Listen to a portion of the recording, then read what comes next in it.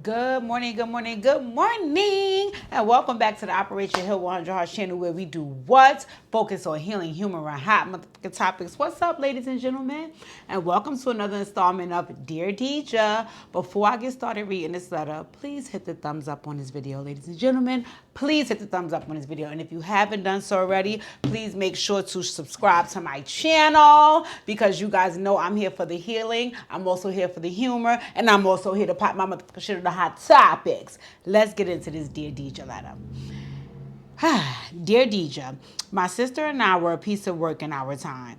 When we were teenagers, we both started dealing with two friends that were street pharmacists. My dude ended up getting locked up, and my sister and her dude had my nephew. A few years after my nephew was born, my sister passed away from smoke inhalation in a house fire. Wow. At the time my nephew was only 5 years old, I decided to take him in and raise him. His father is, of course, in his life, but my sister was the custodial parent, and dad ain't stable enough to take on full-time parenting responsibilities, so he and I decided to co-parent together.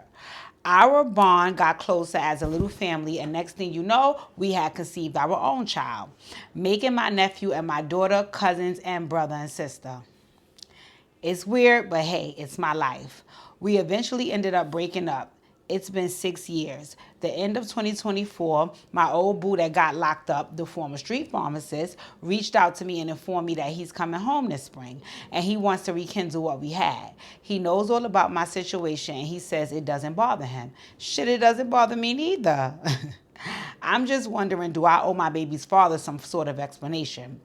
I was with this guy first. He and I aren't together, me and my baby father. And as far as I know, they're no longer friends. Do I give my baby father a heads up about rekindling this romance, or do I just let the chips fall where they may? Let me know what you think. Sign, do I owe my baby's father, or should I just not even bother? Okay, let me take a sip of my water as usual.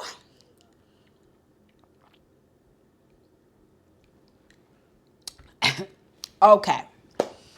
Well, let me start off by saying I'm so sorry. I'm so sorry to hear about your sister.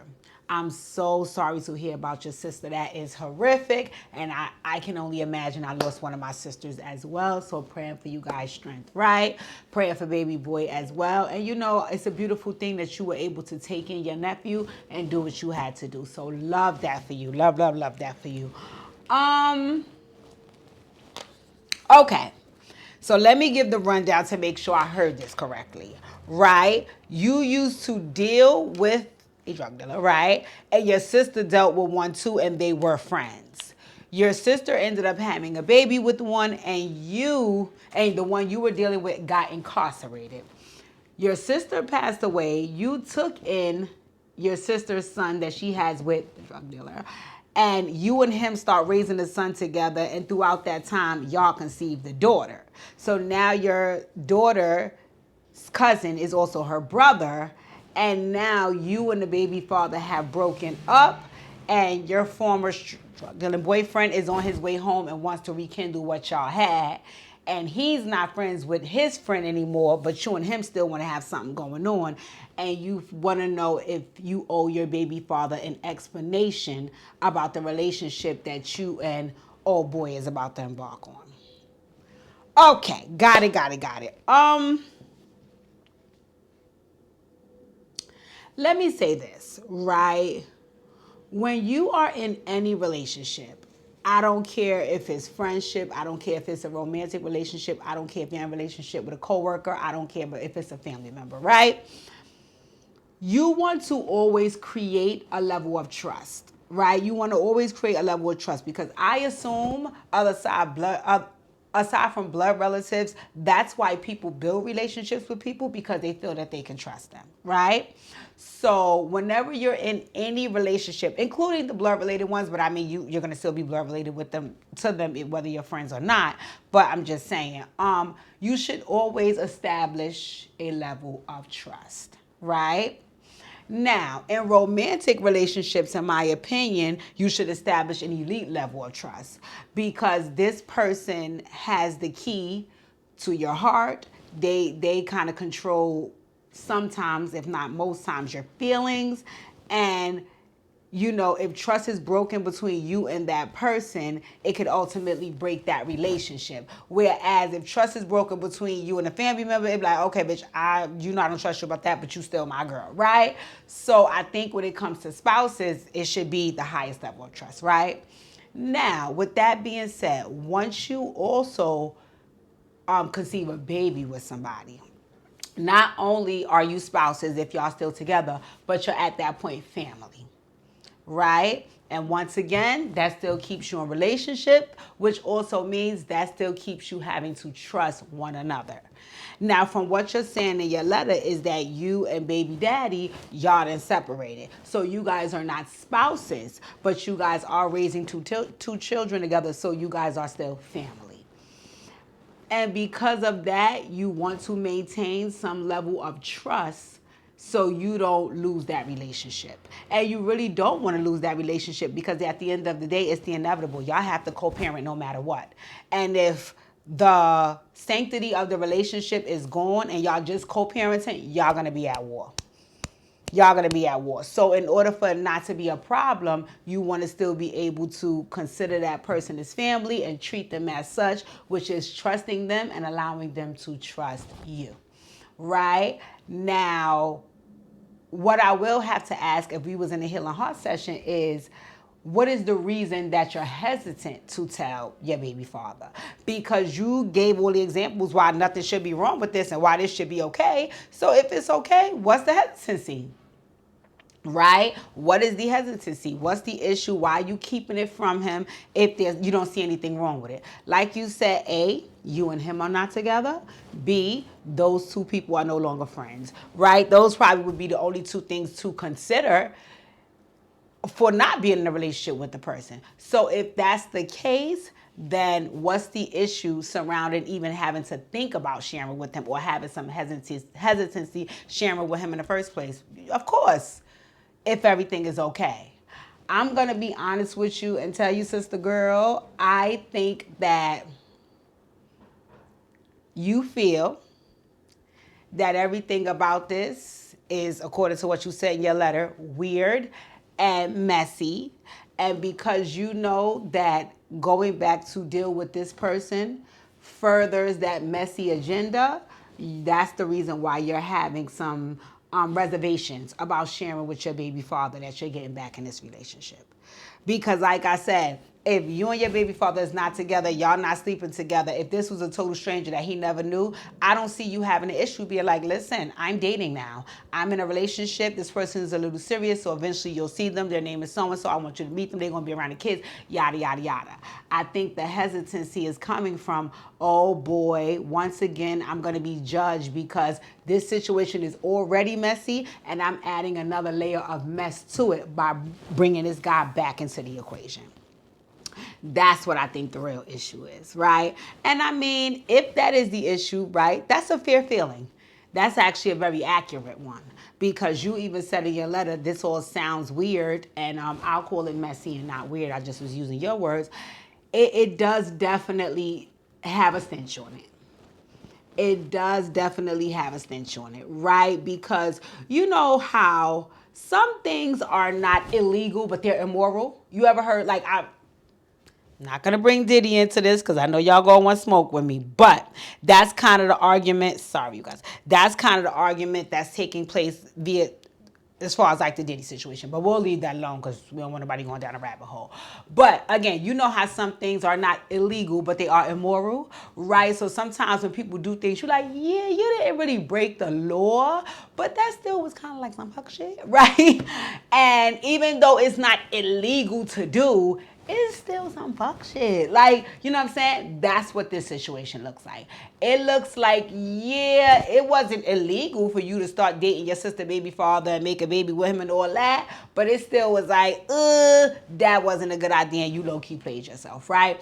And again, children are blessings, so I don't want to make it seem like, you should regret your child or anything. And also, you did a beautiful thing by taking your nephew in and treating him as though he's your own child. So I don't want to take away from that. But the other part of it is that although your sister's deceased and not around, this is somebody that she shared feelings with. And if she was still around, would she still share feelings with him? Because if so, you would never want to be caught up in that equation with her.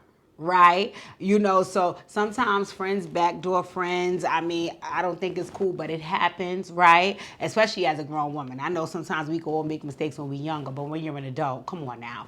But to do that to your sister, it just doesn't look good, right? And I think it kind of got, shifted to the side because people are feeling like, well, the sister's no longer here.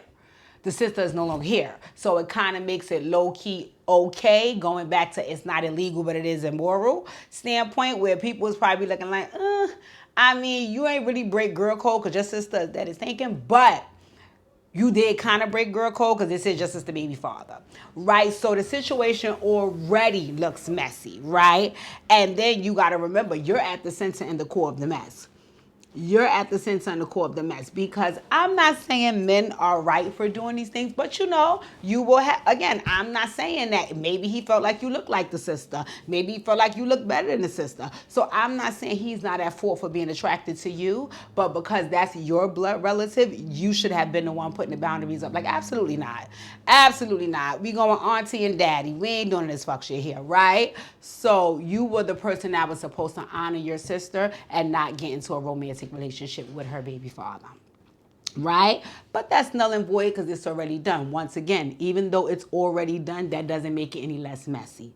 And I think your reservations surrounding telling baby daddy about bringing old boy back into the equation, because once again, you're going to be at the center of the mess. This guy wouldn't be around if it wasn't for you. Those two are not friends anymore. He's only back around because of you, and now he's back around sleeping with you, and you my baby mama, and he used to be my friend. It ain't illegal, but it's immoral, and it's still very messy. You understand what I'm saying? So I think more so the hesitancy to share with baby daddy don't have nothing to do with, do I owe him an explanation? It more so comes from the place of, I know I'm doing some messy fuck shit once again, and I don't really know how he gonna respond to this. So you think I should just chill, or I should just let him know? I actually can't tell you what you should do, but I will lay out some options for you and you let me know, right? You guys know I'm a fan of the pros and cons list, right? I am a huge fan of the pros and cons list. What's going to work, what's not going to work, and how does that benefit you, right? Okay, so I'm a little concerned about the situation only because this gentleman, I don't know how long he's been incarcerated, but he's been away for some time, right? And it sounds like a lot of this dialogue is coming from where he is now, right? So once he gets released, he will be somewhere else, which is AKA out in the world, right? And I think that it's a beautiful thing for him to say what he's saying from the situation he's sitting in right now. But he will be sitting in a totally different situation. And we have to see if those are his genuine feelings when he's in the new situation. Because right now, he may just be all in his feels, and he may miss what you used to feel like, and you may be a little lonely out here, so you missing what he used to feel like, so y'all think y'all gonna be all up in the feels when he get out. If was a spliff, we'd all be high, and if was a fifth, we'd all be drunk. Right? That's a huge what if. And I feel like immediately going to share with your baby father, knowing that you're not really aware of what's going to take place when this gentleman touched down, is a little bit irresponsible on your part. Because the only thing you doing is riling your baby father up, and it might be for nothing. This gentleman may come home, no shade, and you guys may not even make it past the first week. So my suggestion would be, if you're going to take the opportunity to share with your baby father, you might want to share with him what you know about the situation when you're actually in it. Because technically, you're not in it yet. You're not in it yet. You guys are just enjoying the phone calls and the please hold, go ahead, and all of the things that come with men that are locked up, right? So again, you have to wait till the rubber hits the road and you see how this man acts on the street. Because that love that you guys shared, that was also some time ago. So you don't know how much of that is still alive and kicking at the moment, and you don't want to set yourself up for no BS. right? Now, here's the other side of it, right? You can also gesture to your baby father that this could be a situation and this is who you've been in correspondence with, right? So I don't think it's no harm in saying, hey, let's just say the guy that's locked up name is Tweety. Hey, I've been speaking to Tweety recently, and I mean, we used to have our little thing back in the days, and he been, trying to get back with me and, kind of test the waters. And if baby father's looking at you like, excuse me, then it's like, okay, well, I can see he won't be happy about this. So I have to let Tweety know we need to navigate this in a very, very, very, very delicate way because I don't think my baby father would be happy about it, right? But then you have to also decide, do you want to continue to go through with it if your baby father is not happy about it? Is that a realistic thing? Can you guys move forward and be in a relationship and your baby father be okay with that, or you even care what your baby father feels about it? Because once again, you guys are family and y'all gonna have to co-parent no matter what. Y'all have 2 children. And any man coming into your life is going to have to understand that no matter what they feel for your baby father, and not even no matter what you feel, you guys still have to partner. So what is that going to look like in the future when Tweety is in the picture, right? So you can kind of dip your toe in the water and see what that might feel like, right? The other thing is you could choose to, once again, like I said, not say anything. I said not say anything at all because you don't know what it is. Dip your toe into the water and hint at it. Or you could just come out flat out, straight out and tell the truth.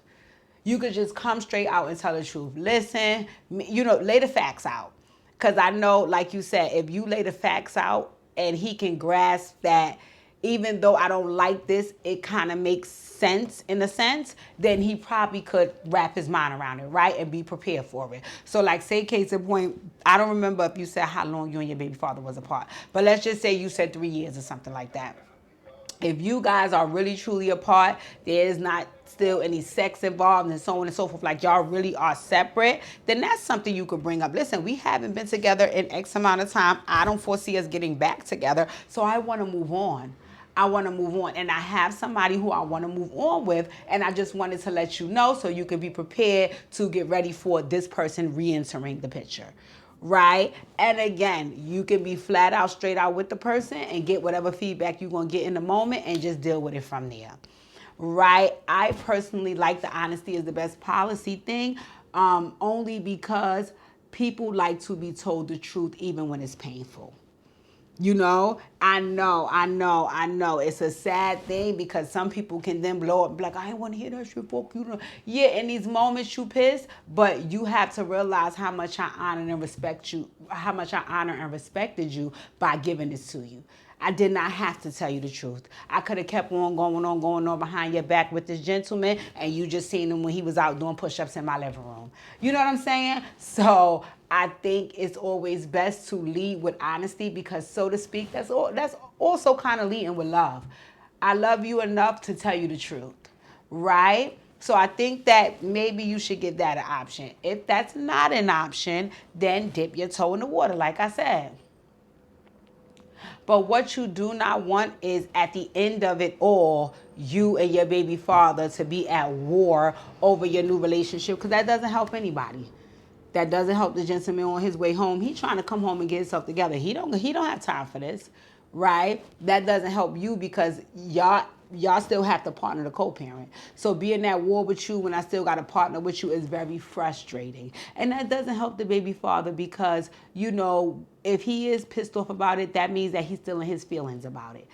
And even though he is not your man, he is still who you partner and co-parent with. So at some point, his feelings have to be considered. What he has to understand is they don't have to be considered about your romantic life because he's no longer a part of that.